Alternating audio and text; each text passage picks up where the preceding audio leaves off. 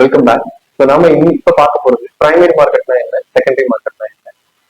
So first time ஐபிஓல list பண்ணும்போது public கிட்ட அந்த ஷேர் சேல் பண்ணுவாங்க. ஸோ இந்த ப்ராசஸ் பேர் தான் வந்து பிரைமரி மார்க்கெட் சொல்லுவாங்க. ஸோ பிரைமரி மார்க்கெட்ல இருக்கிற கேஷ் டைரக்டா கம்பெனிக்கு போய் சேரும். ஸோ அதுக்கப்புறமா செகண்டரி மார்க்கெட், விச் மீன்ஸ் நம்ம டே டு டே லைஃப்ல டெய்லி பே பண்ற ஒரு. ஸோ ஒன்ஸ் அது வந்து ஐபிஓல லிஸ்ட் ஆனதுக்கு அப்புறம் செகண்டரி மார்க்கெட்ல ட்ரேட் ஆகும். ஸோ அந்த இடத்துல தான் வந்து நம்ம ஒரு ஷேர் வாங்குறதா இருக்கட்டும், விற்கிறதா இருக்கட்டும், எல்லா ப்ராசஸும் அந்த பிளேஸ்ல தான்.